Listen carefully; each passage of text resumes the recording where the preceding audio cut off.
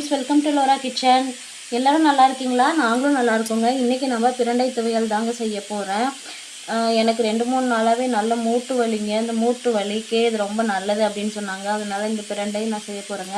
இந்த மாதிரி கட்டாக இருக்குது பாருங்கள். அதில் ஒவ்வொரு பீஸாக அப்படி எடுத்துக்கலாம். எடுத்துகிட்டு 4 பக்கம் இருக்கிற தோலையும் எடுத்துடணும் அப்படின்னு சொன்னாங்க. கொஞ்சம் முத்தி இருந்ததுன்னா பாருங்கள், இப்படி இழுத்தோம்னா இந்த நார் வரும் பாருங்கள். இந்த நாரை நாம் இப்படி எடுத்துக்கணும். பிஞ்சாக இருந்ததுன்னா அதில் நார் வராதுங்க. முத்தி இருந்ததுன்னா அதில் நார் வரும். இந்த நாரை இப்படி நம்ம இழுத்தோம்னா வந்துடும். பார்த்திங்களா, தெரியுதுங்களா? இப்படி இழுத்து இந்த நாரை மட்டும் நாம் சுத்தம் பண்ணிக்கணும். சுத்தம் பண்ணுறதுக்கு முன்னாடி கையில் எண்ணெய், 2 கையிலையும் எண்ணெய் தேய்ச்சிக்கோங்க. ஏன்னா இது நமைச்சல் எடுக்கும்.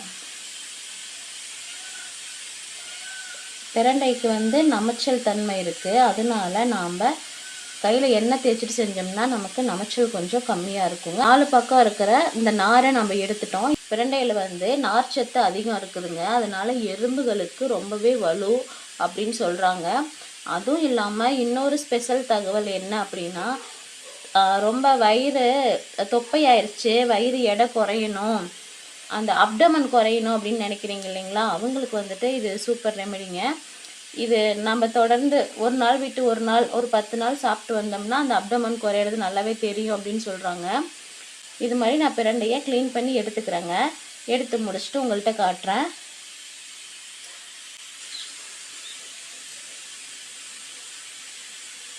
ஒவ்வொரு பிரண்டைகளாக இப்படி நார் நீக்கி நாம் எடுத்துக்கிட்டோங்க. ஒவ்வொரு எட்ஜிலையும் நம்ம கை வச்சு இப்படி இழுத்தோம்னா இந்த நார் வருது பாருங்கள். இது மாதிரி ஒவ்வொரு பிரண்டைகளாக நாம் சுத்தம் பண்ணி எடுத்துக்கிட்டோம். குழந்தைங்களுக்கு சுடுசாதத்தில் நல்லெண்ணெய் 1 ஸ்பூன் ஊற்றி இந்த பிரண்டை துவையலை போட்டு ஊட்டி விட்டிங்கன்னா கண்டிப்பாக அவங்க சாப்பிட்ருவாங்க. இது உடம்புக்கு அவ்வளோ நல்லதுங்க. இந்த பிரண்டை துவையலை என்னோடய ஸ்டைலில் எப்படி சமைக்கலாம் அப்படின்னு சொல்லிட்டு பார்த்துடலாம் வாங்க. பிரண்டை துவையலுக்கு முதல்ல ஒரு வடசட்டி வச்சு கொஞ்சம் எண்ணெய் சேர்த்திக்கலாங்க. எண்ணெய் காயட்டுங்க. பாருங்கள், க்ளீன் பண்ணி எடுத்து வச்ச பிரண்டையை கழுவி எடுத்திருக்கேன். இந்த பிரண்டைகளை சேர்த்து நல்லா வணக்கி எடுத்துக்கலாங்க. நல்லா வணக்கும் போது நமக்கு சாப்பிடும் போது அந்த தொண்டையில் நமைச்சல் எடுக்கும், அந்த நமைச்சல் இல்லாமல் இருக்கும். அதுக்காக நல்லா வணக்கிக்கலாம்.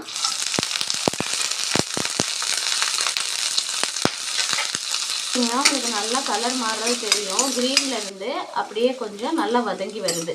பச்சை கலர்லேருந்து கலர் மாறி வருது. பிரண்டை நல்லா வதங்கி கலர் மாறிடுச்சுங்க. 5 பல்லு பூண்டு சேர்த்துக்கலாங்க. சின்ன வெங்காயம் ஒரு 10 சேர்த்துக்கலாங்க. பூண்டும் வெங்காயமும் எண்ணெயில் நல்லா வதங்கட்டும். இப்போது ஒரு துண்டை சின்ன புளி சேர்த்து நல்லா வதக்கி எடுத்துட்டோங்க. வதங்கினதை ஒரு பிளேட்டுக்கு மாற்றி வச்சிடலாம். மாற்றி வச்சுட்டு அதே கடாயில் 1 ஸ்பூன் எண்ணெய் ஊற்றிக்கலாங்க. 1.5 ஸ்பூன் அளவுக்கு உளுத்தம்பருப்பு சேர்த்திக்கலாங்க. உளுத்தம்பருப்பு சேர்த்து நல்லா கிளறி விடலாங்க. அது கூட 5 காஞ்ச மிளகாய் சேர்த்திக்கலாங்க.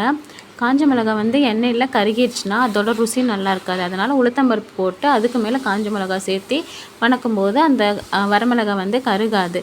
இப்போ ஒரு கைப்பிடி அளவுக்கு தேங்காயை நான் நறுக்கி எடுத்து வச்சுருக்கேங்க. அதுவும் சேர்த்து நல்லா வணக்கிக்கலாம்.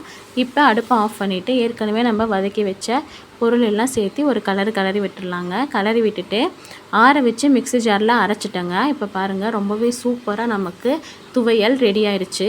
இந்த பிரண்டை துவையல் நான் செஞ்ச மாதிரியே ரொம்பவே சிம்பிளாக ஹெல்த்தியாக செஞ்சு என்ஜாய் பண்ணுங்கள். இந்த வீடியோ உங்களுக்கு பிடிச்சிருந்தா நம்ம சேனலை மறக்காமல் சப்ஸ்கிரைப் பண்ணுங்கள், லைக் பண்ணுங்கள், தொடர்ந்து வாட்ச் பண்ணுங்கள். தேங்க்யூ ஃபார் வாட்சிங்.